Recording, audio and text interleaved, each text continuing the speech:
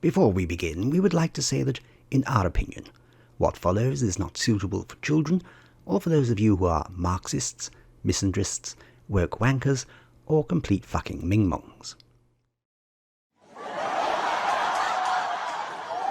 What the fuck is this? Seriously, what the fuck is this?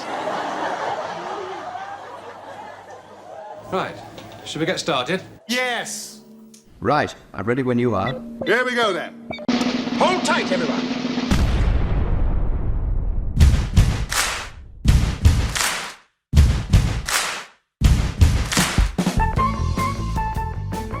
Oh, for God's sake!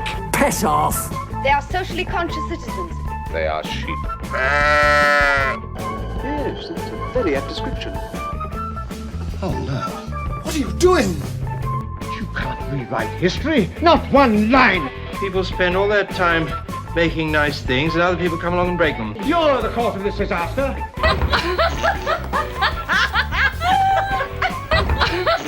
No. No. No. Why am I surrounded by idiots?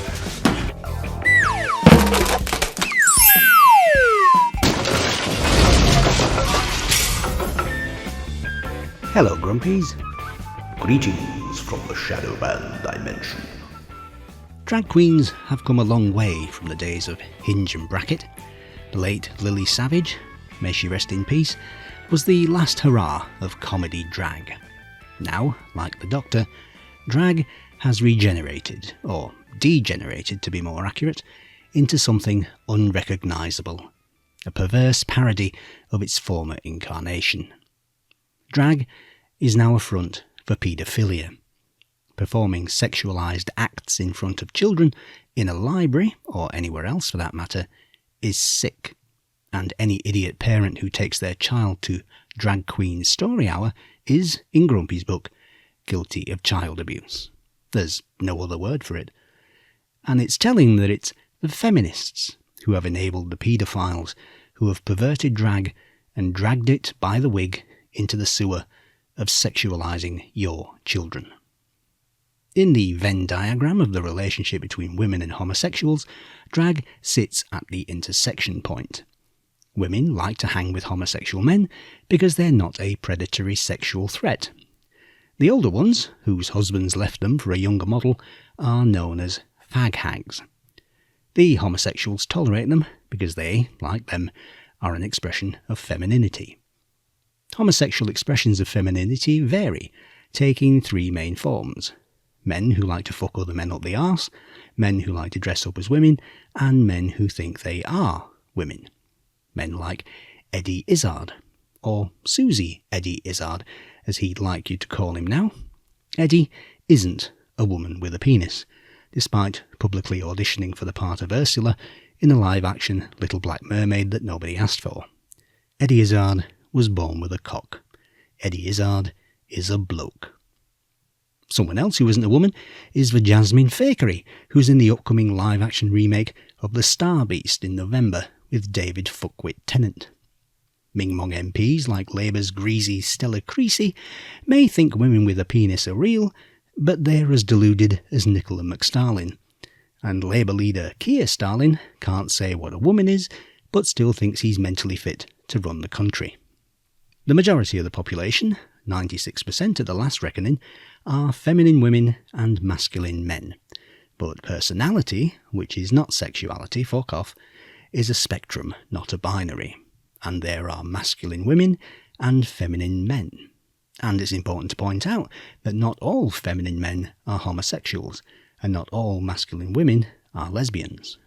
But homosexuals and lesbians, despite what the left may tell you, are a sizable minority. Only 4% of the UK population are homosexuals, lesbians, bisexuals, whom many lesbians and homosexuals both regard as cowards who can't make their mind up. Then there's the bestials, the necrophiliacs, and the paedophile scumbags.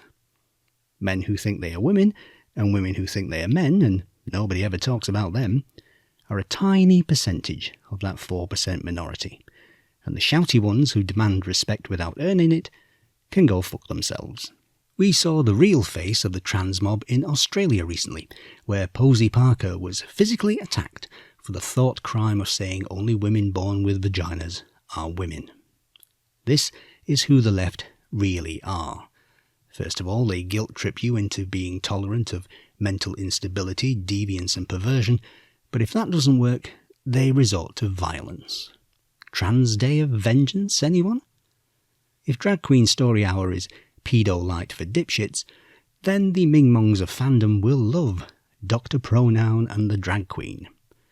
Doctor Who's latest monster isn't a drashig or a dishrag, it's a drag hag. This is a bloke called Jerry Hoffer, who thinks he's a woman called Jinx Monsoon. Wonder what Gareth Roberts would make of that one. And this grotesque parody of femininity is going to be in the new series of Dr. Pronoun, a show which is still watched by children, judging from the letters page of DWM.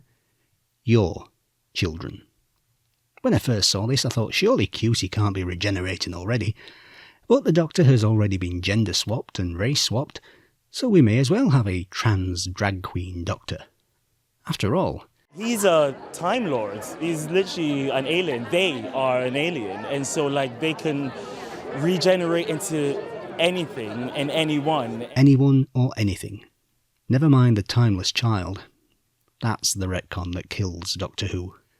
Russell C.U.N.T. Davis is a deluded genius who thinks the majority audience share his minority tastes. Cutie Gaywank is the most powerful person in UK TV, according to the Radio Times, despite having done fuck all to warrant it, except having the correct skin colour. And the Doctor can be anyone or anything, even this. Doctor Who goes pedo. Who'd have thought? Happy shittieth anniversary, fan sheep. You will find it everywhere. Even Doctor fucking Who. Just fuck off.